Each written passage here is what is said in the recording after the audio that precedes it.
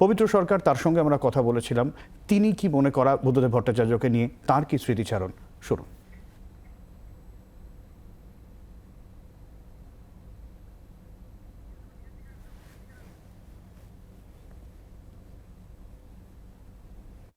দেখো, রাজনৈতিক ব্যক্তিত্ব হিসেবে তো বুদ্ধদেবকে সবাই চেনে, কিন্তু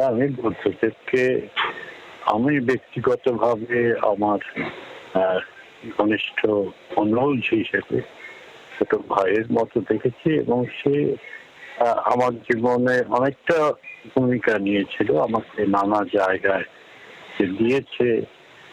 এমনকি আমার মনে হয় আমি যে ভাইস চ্যান্সেলর হয়েছিলাম বুদ্ধদেবেরই প্রস্তাবে আমি হয়েছি, এবং যখন আমার ব্যক্তিগত বিপন্নতা সংকটের সময় এসছে, সবসময় সে আমার পাশে একদম চীনের প্রাচীরের মতো দাঁড়িয়েছে। তার সাংস্কৃতিক ভূমিকা, সে কবি ছিল, সমালোচক ছিল, অনুবাদক ছিল, এবং খুব প্রখরভাবে স্বপ্নদর্শী ছিল। এই স্বপ্নদর্শী ব্যাপারটাই আমার বেশি ভালো লাগতো, সে অনেক কিছু করতে চাইতো। এই মানুষটি সত্যি মানে আমাদের জীবনের একটা বড় শূন্যতা তৈরি করলো, তার চলে যাওয়াটা। বাংলার আওয়াজ, বাঙালির আবেগ, জি 24 ঘন্টা।